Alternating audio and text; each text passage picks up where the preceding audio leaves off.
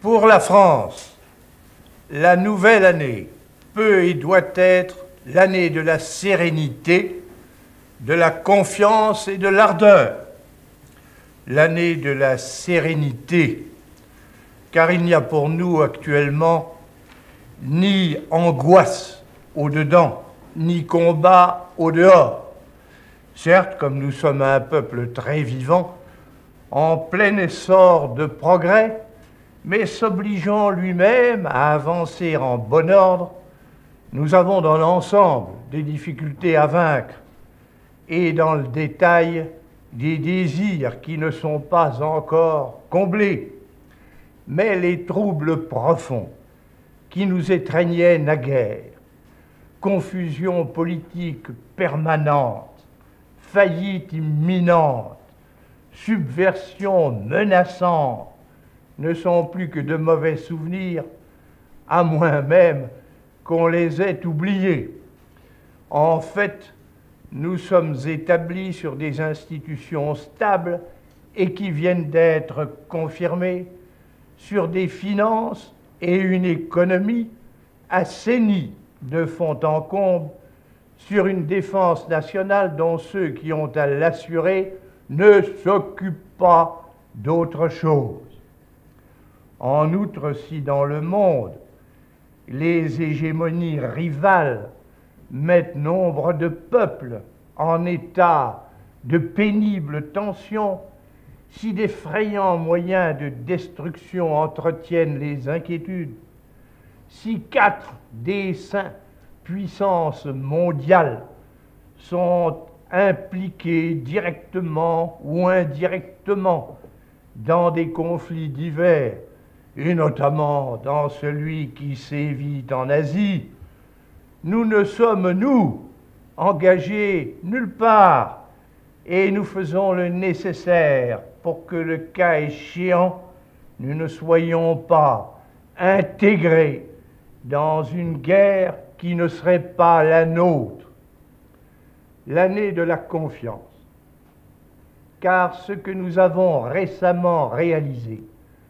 pour régler nos lourds problèmes nous convainc qu'en définitive, nous en viendrons à bout. Notre industrie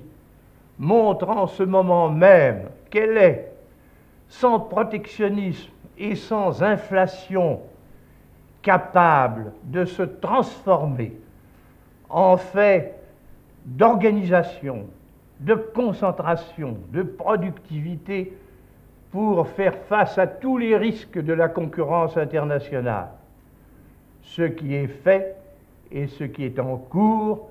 pour que notre agriculture ait sa bonne place dans notre économie,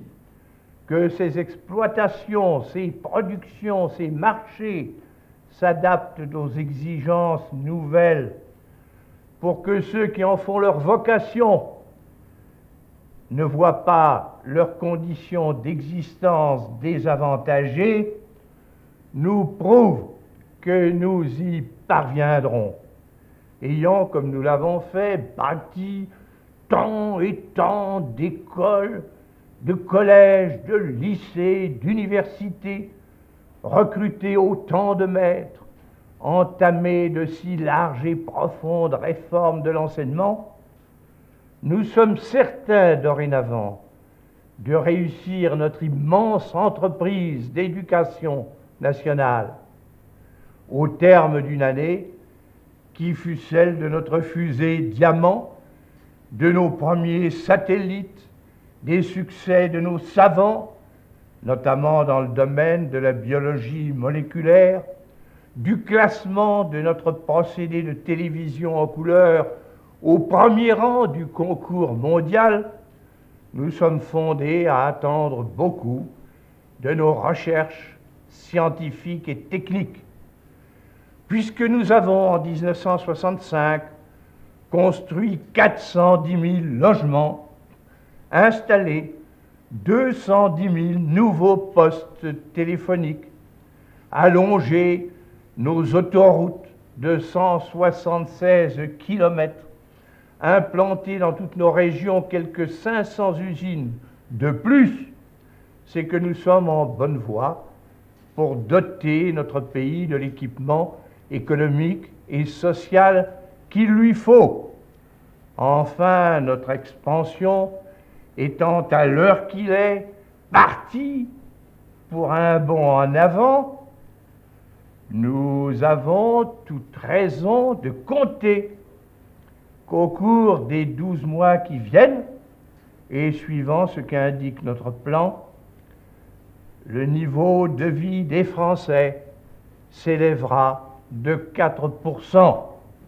à l'extérieur, partant de l'indépendance retrouvée et sans renverser pour autant nos alliances ni nos amitiés, nous pouvons reprendre l'organisation du marché commun des 6, mais dans des conditions qui soient équitables et raisonnables, avec l'espoir que sur une telle base, d'autres voisins s'y joindront. Développer davantage encore avec les pays de l'Est nos rapports économiques, scientifiques, techniques et politiques, entretenir avec la Chine des relations multipliées,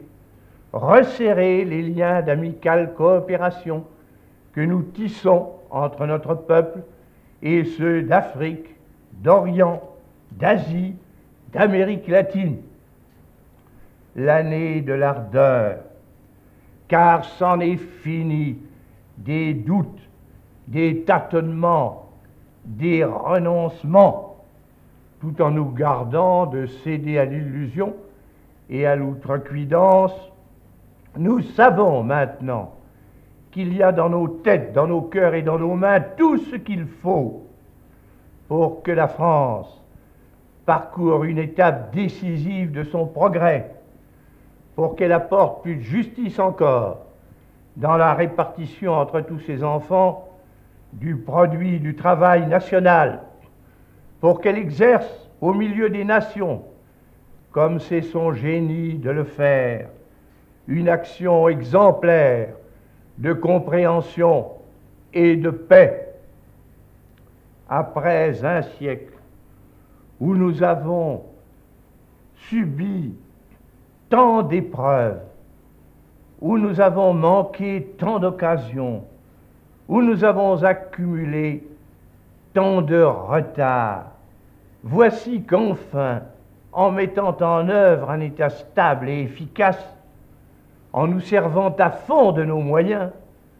en y ajoutant ce qu'apporte la science et la technique, en voulant